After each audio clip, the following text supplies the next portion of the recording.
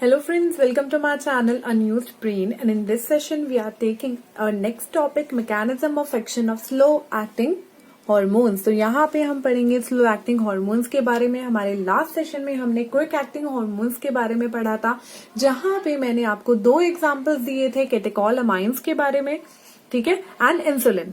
ठीक है, तो यहाँ पे हम स्लो एक्टिंग हार्मोन्स के बारे में पढ़ने जा रहे हैं. चलिए इसे स्टार्ट करते हैं. So first point, they have a lag period.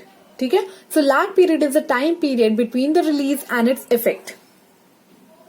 So they are called slow acting hormone. यहाँ पे एक लैग पीरियड होता है, but in the case of quick acting hormone वहां पे कोई लैग पीरियड नहीं है. जहां पे वहां पे एसआरसी बना, ठीक है, जैसे ही वहां एसआरसी बना उसके बाद एचआरसी बना, तो वो कॉम्प्लेक्स बनते ही, ठीक है, रिएक्शंस चेंज होंगी, कन्फर्मेशनल चेंज होगी, ठीक है, मॉलिक्यूल्स निकलेंगे, सेकंड मैसेंजर निकलेगा और सेकंड मैसेंजर आगे की कैस्केड रिएक्शन शुरू कर देगा और वो बहुत ज्यादा क्विक होता है, ग्लूकोज बनाना शुरू कर देगा.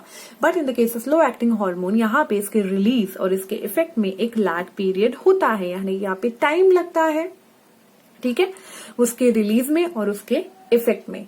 यहाँ पे जो एग्जाम्पल है वो है steroid hormones. Steroid hormones example है, दे आर फैट सोल्यूबल. तो the receptors are in cytoplasm. तो रिसेप्टर्स यहाँ पे मेम्ब्रेन पे ना होके साइटोप्लाज्म में होते हैं.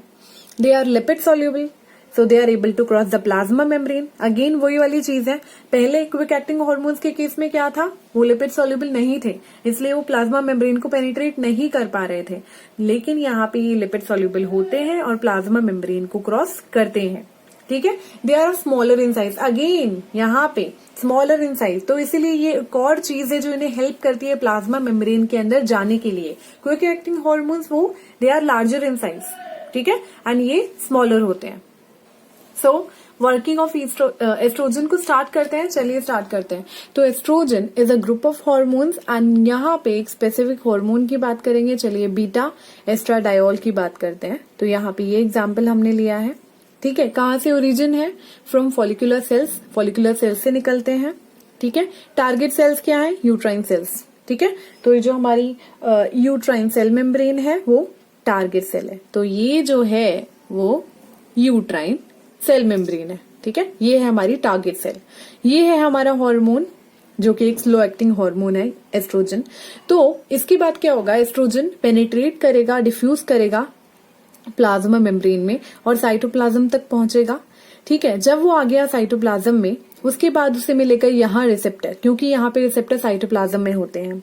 तो रिसेप्टर, ठीक है, और एस्ट्रोजन जब यहाँ बाइंड करेंगे, ठीक है, रिसेप्टर का नाम देख लेते हैं पहले. Receptor it called estrophilin. तो रिसेप्टर का नाम है estrophilin. Now this estrogen and the receptor estrophilin it binds, ठीक है. They bind and form the estrogen receptor complex और द ER कॉम्प्लेक्स यहाँ फॉर्म हो गया. And the ER complex called estrophilin second. तो ये एस्ट्रोफिलिन सेकेंड है. Let me clear it, estrophilin second. Okay, now ये जो हमारा ER कॉम्प्लेक्स फॉर्म हुआ है ये पहुंचेगा न्यूक्लियस में. न्यूक्लियस में एंटर करेगा, ठीक है. And the nucleus contain it's genome, ठीक है. तो न्यूक्लियस के पास यहाँ पे इसका ओन DNA है. यहाँ से ये इससे ER कॉम्प्लेक्स इससे बाइंड करेगा इस DNA से, एंड ये DNA करेगा ट्रांसक्रिप्शन, और ट्रांसक्रिप्शन के प्रोसेस से ये बनाएगा एक mRNA, ठीक है. तो यहाँ पे एक फॉर्मेशन हुआ है mRNA का. mRNA जैसे ही फॉर्म होगा, ठीक है, ये न्यूक्लियस से बाहर निकलेगा, ठीक है, and by the process of translation it form a protein. तो यहाँ पे जो सिस्टम है, मैसेंजर सिस्टम है, यहाँ पे ट्रांसक्रिप्शन और ट्रांसलेशन के जरिए होता है, ठीक है. इन the case of quick acting hormones वहां पे सेकेंड मैसेंजर सिस्टम होता है, कैंप के जरिए चीजें हुई हैं. But in the case of slow acting hormone we have transcription and translation in process and they work and they form protein, ठीक है, जो कि आगे वर्क करेगा. और क्या करेगा, ये फिजियोलॉजिकल चेंजेस लाएंगे. ये प्रोटीन जो है फिजियोलॉजिकल चेंजेस लाएंगे उस यूट्राइन वॉल में, टिश्यू की ग्रोथ और डिफरेंशिएशन में हेल्प करेंगे, ठीक है. यहाँ पे मैंने एक्सप्लेन भी कर रखा है, स्टेप बाय स्टेप देख लेते हैं. Steroid hormone enter into the target cell, ठीक है. एस्ट्रोजन ने एंटर करा, it combined with the receptor protein, receptor से वो बाइंड हुआ. It goes from cytoplasm to nucleus, ठीक है. ER कॉम्प्लेक्स न्यूक्लियस में गया. Now it stimulate DNA from protein synthesis, ठीक है। डीएनए को इसने स्टिमुलेट करा ताकि वो प्रोटीन सिंथेसिस करे। Now DRNA form mRNA, DRNA ने बनाया mRNA by the process of transcription. This mRNA goes into cytoplasm.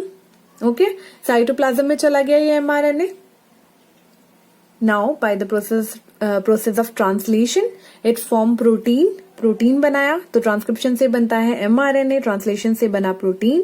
दो टाइप के प्रोटीन बने, ओवलब्यूमिन और ओवोविटेलिन।